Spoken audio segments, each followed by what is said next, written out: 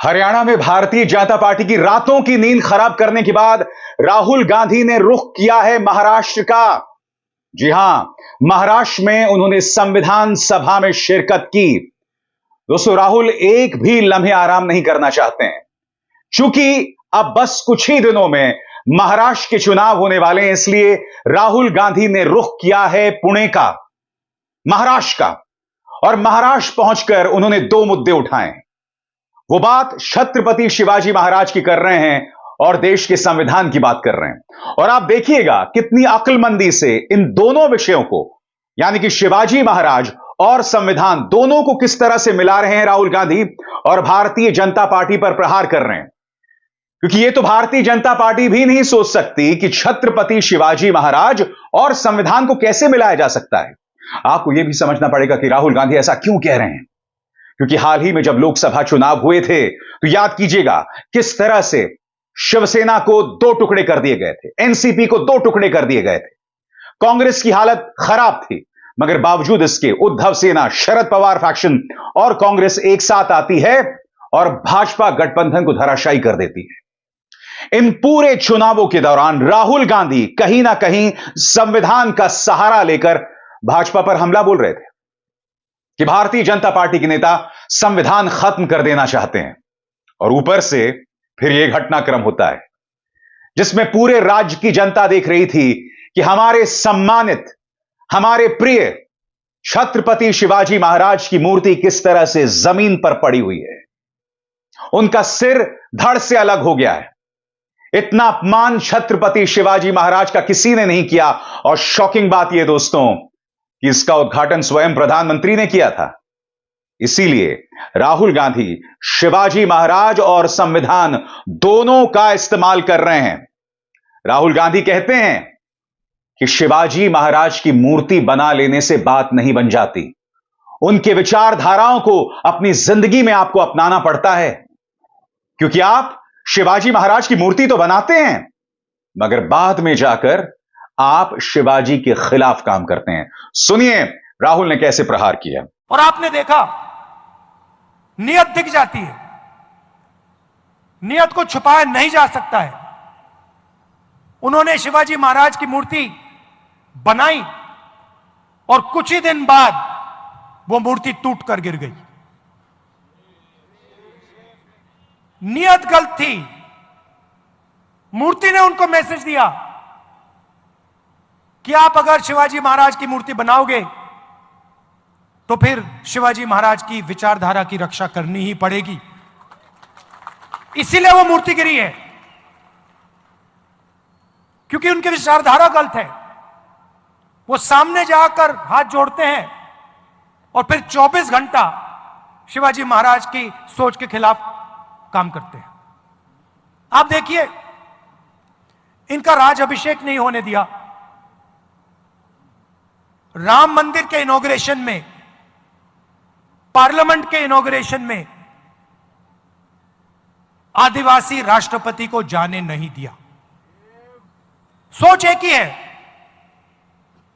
सोच में कोई फर्क नहीं आया, विचारधारा एक ही है और लड़ाई एक ही है। यह राजनीतिक लड़ाई नहीं है, यह विचारधारा की लड़ाई है, यह कॉन्स्टिट्यूशन, संविधान की लड़ाई है। और इसके अंदर,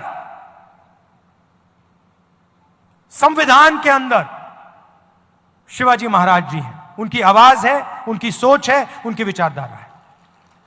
दोस्तों, मैं आपको बतला दूं कि राहुल गांधी जो हैं वो पहुंचे हुए हैं महाराष्ट्र, जहां पर शिवाजी महाराज, छत्रपति शिवाजी महाराज की मूर्ति का उद्घाटन हो रहा था। उसका अनावरण स्वयं राहुल गांधी ने किया। और स्वाभाविक सी बात है, अब उनकी जो तमाम राजनीतिक विरोधी हैं उनकी निगाह लगातार बनी हुई है, मगर राहुल उनसे दो कदम आगे काम कर रहे हैं। उन्होंने शिवाजी महाराज और संविधान दोनों को आपस में जोड़ लिया। कैसे, आप खुद गौर कीजिए। शिवाजी महाराज जी ने देश को, दुनिया को क्या मैसेज दिया था? सबसे पहले उन्होंने कहा था कि देश सबका है, सबको लेकर चलना है, अन्याय नहीं करना है। तो अगर हम सोचें कि इनकी सोच का जो आज कौन सा चिन्ह है, तो यह है सीधा सा डायरेक्ट, सीधा सा कनेक्शन है।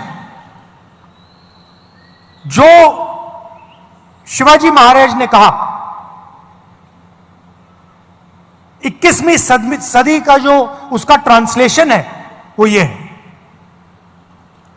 इसमें आपको एक ऐसी चीज नहीं मिलेगी जिसके लिए वो नहीं लड़े थे।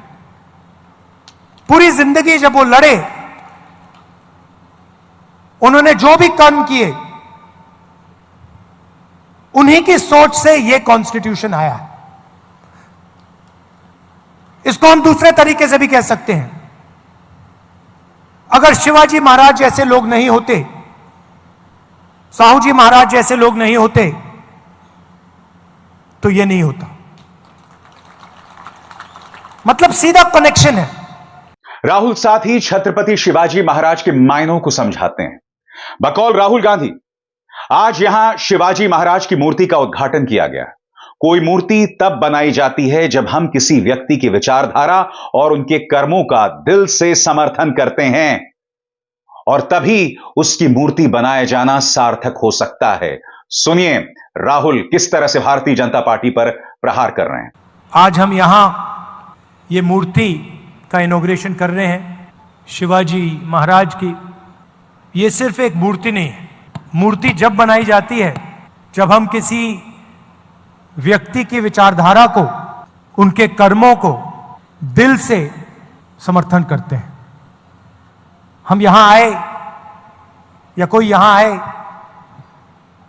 और मूर्ति इनॉग्रेट कर दी, और जो इन्होंने पूरी जिंदगी जिसके लिए वो लड़े, अगर हम उसके लिए लड़े ना, तो मूर्ति का कोई मतलब ही नहीं। तो जब हम इनकी मूर्ति का इनॉग्रेशन करते हैं तो हम ये भी वचन लेते हैं कि जिन चीजों के लिए ये लड़े थे, जिस तरीके से ये जिए थे, उनके जितना नहीं शायद हम ना कर पाए, मगर थोड़ा सा तो हमें भी करना चाहिए। दोस्तों, राहुल लगातार प्रधानमंत्री नरेंद्र मोदी का नाम लिए बगैर, आरएसएस का नाम लिए बगैर उन पर वार करते रहे, क्योंकि वो महाराष्ट्र में थी, जो कि सही मायनों में आरएसएस और भारतीय जनता पार्टी की विचारधारा की जन्मभूमि है। याद कीजिएगा दोस्तों, जब छत्रपति शिवाजी महाराज की मूर्ति इस तरह से जमीन पर पड़ी हुई थी, तब प्रधानमंत्री नरेंद्र मोदी, जो किसी चीज की माफी नहीं मांगते, उन्हें भी माफी मांगनी पड़ी थी। मगर दिलचस्प बात यह है कि वो माफी सीधे तौर पर नहीं मांगी गई थी, उसमें भी राहुल गांधी पर ताना मारा गया था। छत्रपति शिवाजी महाराज की मूर्ति टूट गई, उसमें भी सावरकर का सहारा लिया गया था। प्रधानमंत्री ने माफी तो मांगी थी, मगर उनकी आलोचना ज्यादा हुई थी। सुनिए प्रधानमंत्री ने कैसे माफी मांगी थी। और मैं आज सर झुका करके मेरे आराध्य देव छत्रपति शिवाजी महाराज की उनके चरणों में मस्तक रख के माफी मांगता हूं।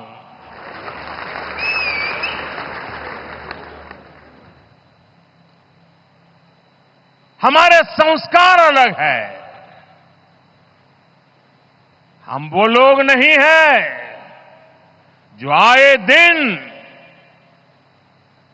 भारत मां के महान सपूत, इसी धरती के लाल वीर सावरकर को अनाप शनाप गालियां देते रहते हैं, अपमानित करते रहते हैं,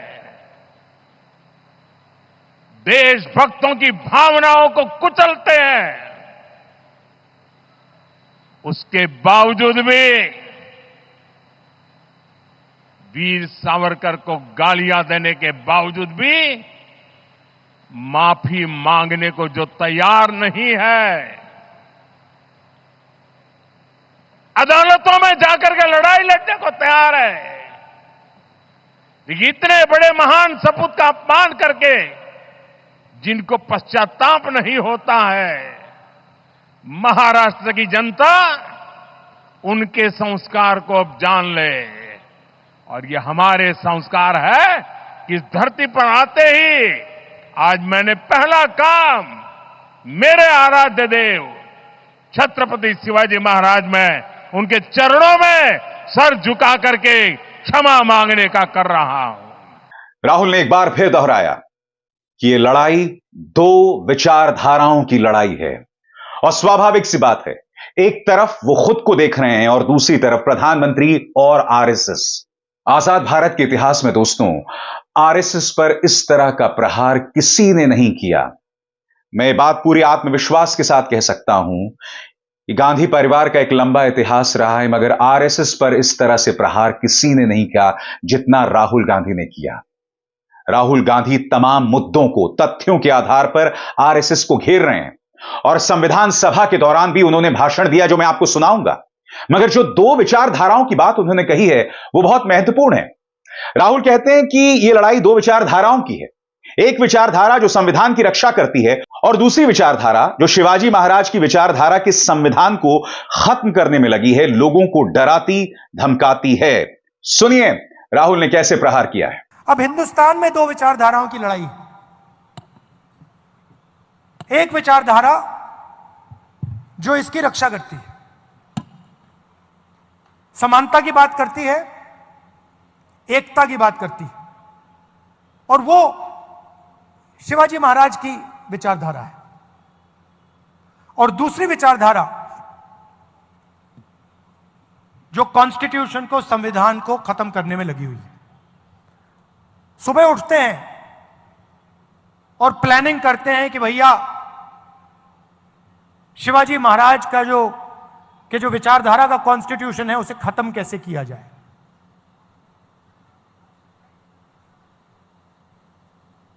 हिंदुस्तान की संस्थाओं पर आक्रमण करते हैं,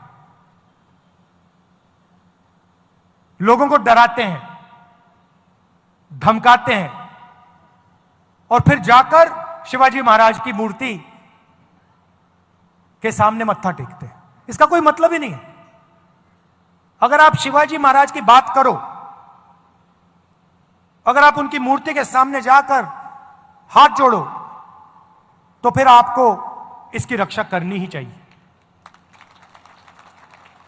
आप देखिए विचारधारा बहुत पुरानी है, इनके समय भी यही लड़ाई चल रही थी। जब इनका राज अभिषेक होना था, उसी विचारधारा ने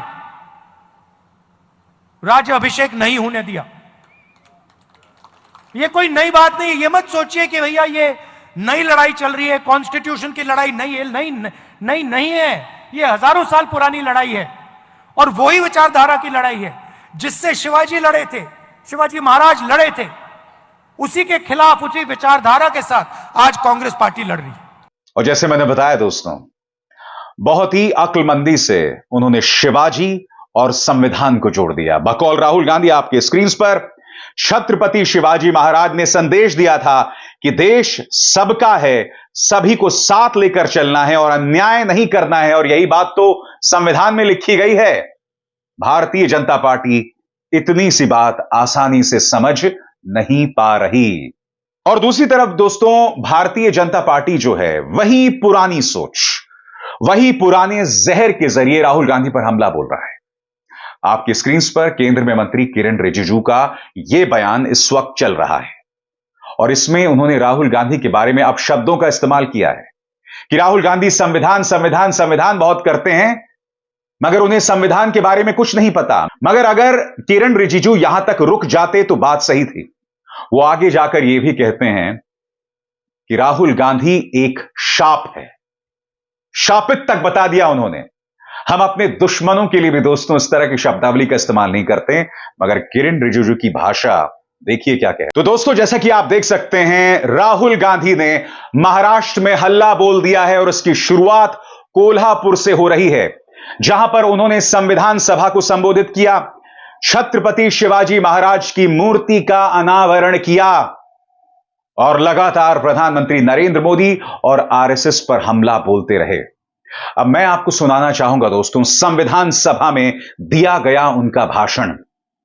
उन्होंने सीधे तौर पर आरएसएस को चुनौती दी क्या आप बताइए, आरएसएस में इतने मनोनीत सदस्य हैं, पिछड़ी जाति से कितने सदस्य आते हैं?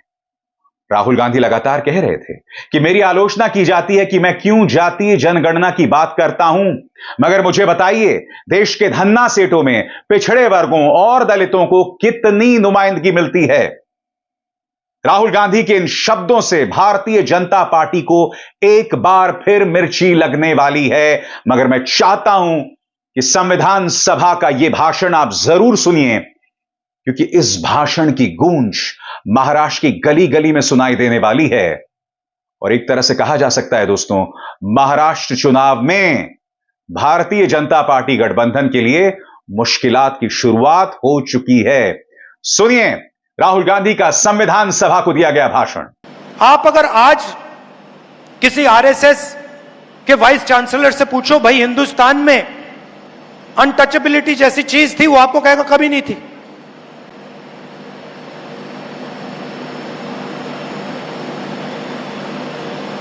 रोहित वेमुला कुछ भी कह ले, उसके खिलाफ डिस्क्रिमिनेशन हुई नहीं। तो एजुकेशन का रास्ता बंद, इंडस्ट्री का रास्ता बंद। इंडस्ट्री में देख लीजिए, 250 सबसे बड़े बिजनेसमैन निकाल लीजिए, लिस्ट निकाल लीजिए, और मुझे बताइए उस लिस्ट में दलित कौन है, आदिवासी कौन है, पिछड़ा कौन है? एक भी नहीं, मैंने चेक किया, एक नहीं है उसमें। मैनेजमेंट टीम की लिस्ट निकालिए, अदानी, अंबानी, इन सब कंपनीज की मैनेजमेंट लिस्ट निकालिए। सीईओज को छोड़ दीजिए, ओनरशिप छोड़ दीजिए, मैनेजर्स निकालिए और मुझे दिखाइए सीनियर मैनेजमेंट में जिनकी मतलब 1 करोड़, 2 करोड़, 50 लाख, 15 लाख वाली सैलरीज होती हैं, उसमें मुझे नाम दिखा दीजिए। एक नाम दलित का दिखा दीजिए, एक आदिवासी का दिखा दीजिए, एक पिछड़े वर्ग के व्यक्ति का दिखा दीजिए। नहीं मिलेगा। मीडिया की बात की मैंने, इनसे पूछिए, इनके मालिकों की लिस्ट निकालिए, 90% में से इनको एक नहीं, आपको एक नहीं मिलेगा। और फिर 24 घंटा मीडिया में ग्रोथ की बात होती है, प्रोग्रेस की बात होती है, सुपर पावर बनने की बात होती है, और 90% है ही नहीं कहीं। हाईकोर्ट देख लीजिए, जुडिशरी देख लीजिए, इंडस्ट्री देख लीजिए, इंटेलिजेंस एजेंसी देख लीजिए। अच्छा, मैंने लिस्ट निकाली आरएसएस के जो नॉमिनेटेड लोग हैं, हजारों लोग हैं उसमें, जो हिंदुस्तान का इंस्टीट्यूशनल इंफ्रास्ट्रक्चर में वो डालते हैं, संस्थाओं में डालते हैं, उसमें आपको एक दलित नहीं मिलेगा, एक आदिवासी नहीं मिलेगा, एक पिछड़ा ही मिलेगा। तो 90% के लिए सारे के सारे दरवाजे एक के बाद एक बंद हो रहे हैं। अग्निवीर क्या है? लोग कहते हैं अग्निवीर जवानों के लिए स्कीम है। अग्निवीर हिंदुस्तान के 90% लोगों के हाथ से पेंशन छीनने का स्कीम है। पहले अगर एक युवा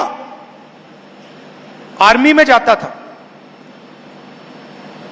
जवान बनता था, तो देश उसे कहता था कि देखिए, आपने देश को अपनी जिंदगी दी है, हम आपको प्रोटेक्शन देंगे, हम आपको पेंशन देंगे, कैंटीन देंगे, और अगर आपको कुछ हुआ, अगर आप शहीद हुए, तो हम आपको कॉम्पेंसेशन और शहीद का दर्जा देंगे। यह कमिटमेंट था हिंदुस्तान की सरकार का, और उसमें ज्यादा से ज्यादा 90% लोग हैं।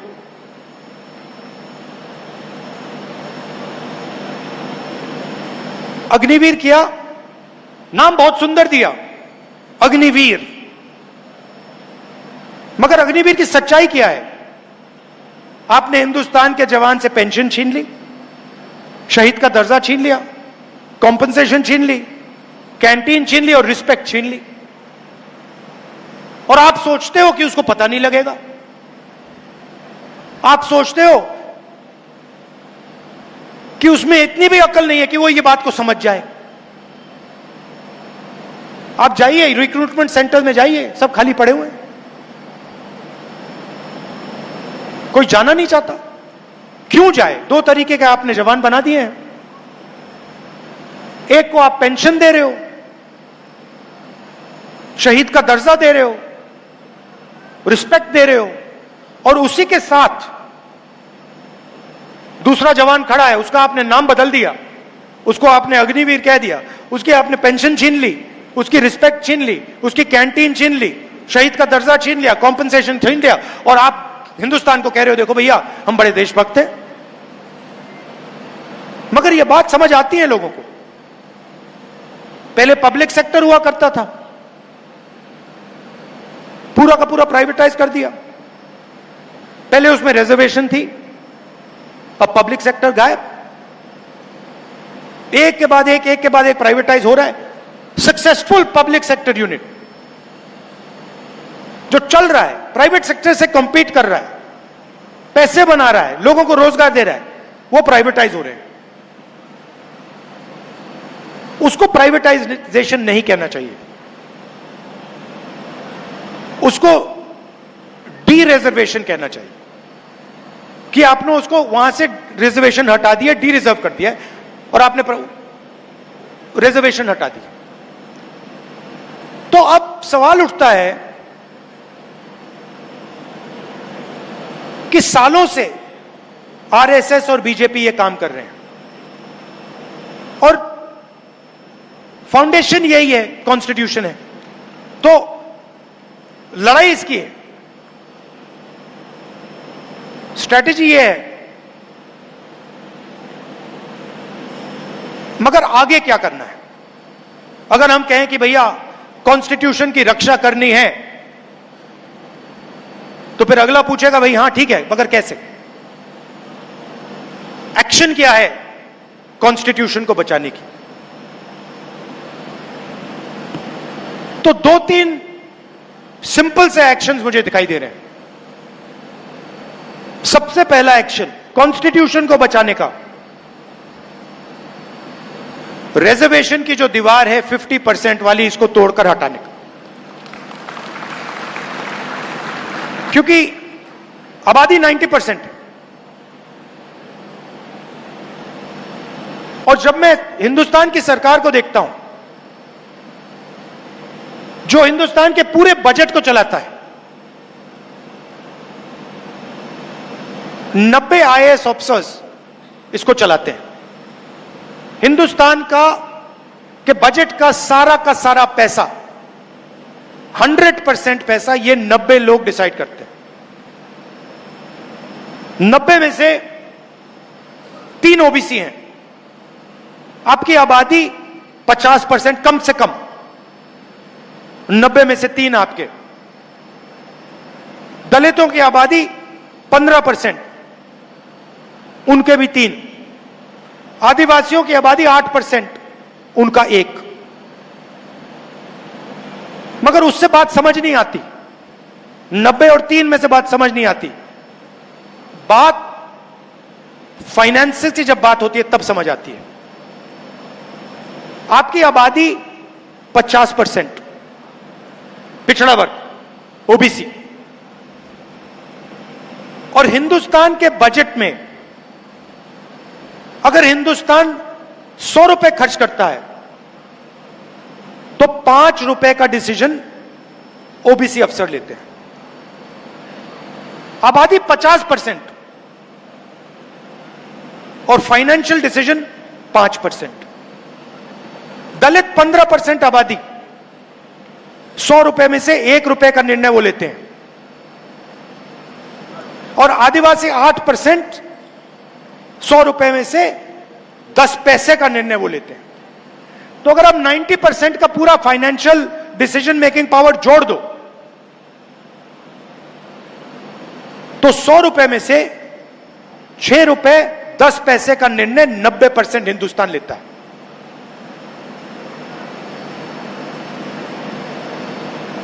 रुपए 10 पैसे 100 रुपए में से 90% डिसाइड करता है।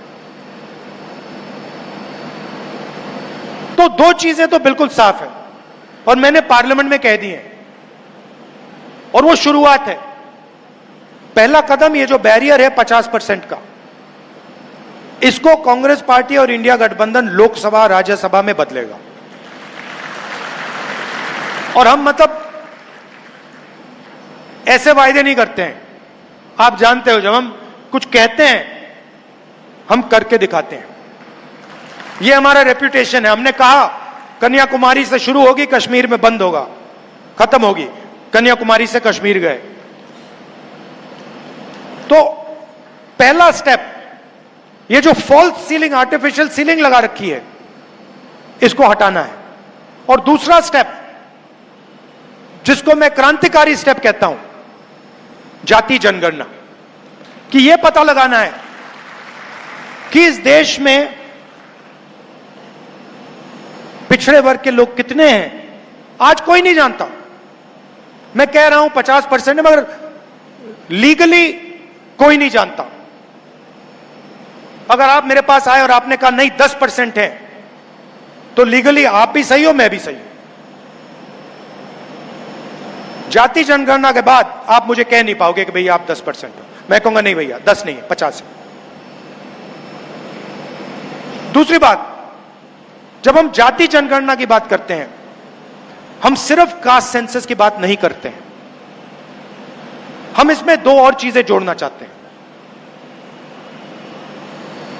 सबसे पहले, किसकी कितनी आबादी, दूसरा इन अलग अलग वर्गों का हिंदुस्तान के फाइनेंशियल सिस्टम में कितनी पकड़ है, इनके हाथ में कितना धन है, दलितों के हाथ में कितना धन है, आदिवासियों के हाथ में कितना धन है, पिछड़ों के हाथ में कितना धन है। Socio economic survey. और उसके बाद जो मैं सोचता हूं उससे भी जरूरी, हिंदुस्तान की संस्थाओं में इन लोगों की कितनी पकड़ है। जुडिशियल सिस्टम में आदिवासी कितने हैं, दलित कितने हैं, पिछड़े कितने हैं, किस लेवल पे हैं। मीडिया में कितने हैं, किस लेवल पे हैं। ब्यूरोक्रेसी में कितने हैं। आईएएस ऑफिसर्स कहां कहां बैठे हैं, कौन कौन कहां है, कितना बजट कौन संभाल रहा है। एक प्रकार से जैसे जब किसी को चोट लगती है, हम कहते हैं भैया जाओ एक्सरे कराओ। अगर आपको चोट लगे और डॉक्टर ने कहा कि भैया एक्सरे कराओ, आप कभी मना करोगे? नहीं करोगे ना, कहोगे चोट लगी है, एक्सरे करानी है। तो जाति जनगणना एक्सरे है हिंदुस्तान का। हम उसके बारे में अभी कुछ कह नहीं रहे। हम पहले एक्सरे लेना चाहते हैं। हम जानते हैं कि चोट लगी है, हमें नहीं मालूम कि कंपाउंड फ्रैक्चर है, नॉर्मल फ्रैक्चर है, क्या है। हम जाति जनगणना इसलिए करना चाहते हैं, हम पता लगाना चाहते हैं कि एग्जैक्टली हो क्या रहा है। हमें पता लग रहा है कि दर्द है, वो दिख रहा है सबको। हम ये पता लगाना चाहते हैं कि इसका कारण क्या है। अब जैसे ही मैं जाति जनगणना की बात करता हूं, वैसे ही आरएसएस के लोग, बीजेपी के लोग सारे के सारे कहते हैं जाति जनगणना नहीं होना चाहिए। और मैं आपसे पूछना चाहता हूं, एक्सरे करवाने में क्या प्रॉब्लम है, सच्चाई निकालने में क्या प्रॉब्लम है आपको?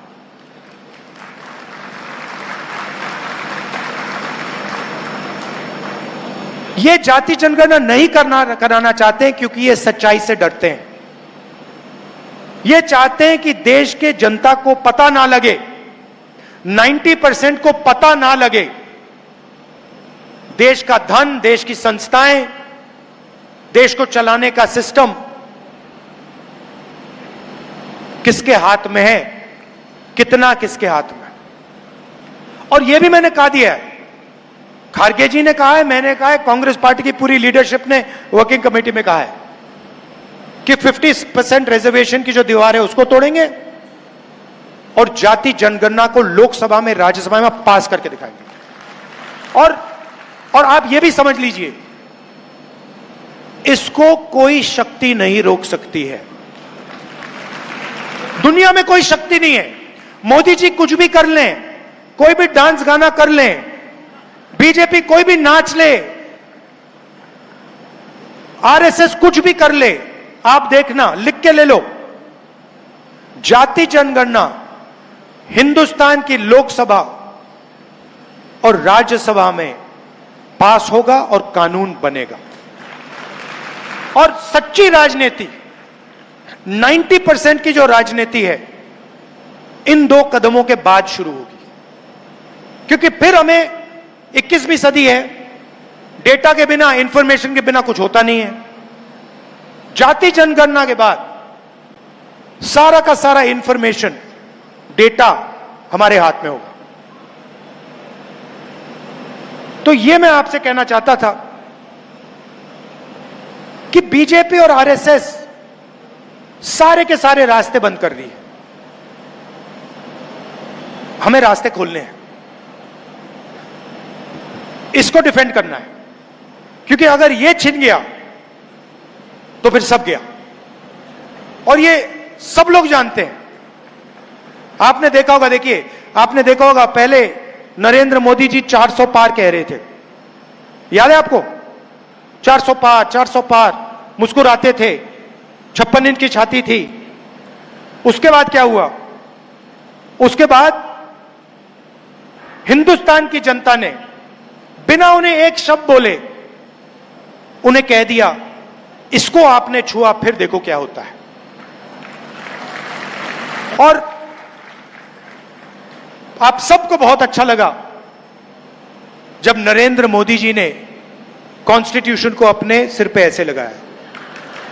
वो लगाना पड़ा, वो इस किताब को मानते नहीं है।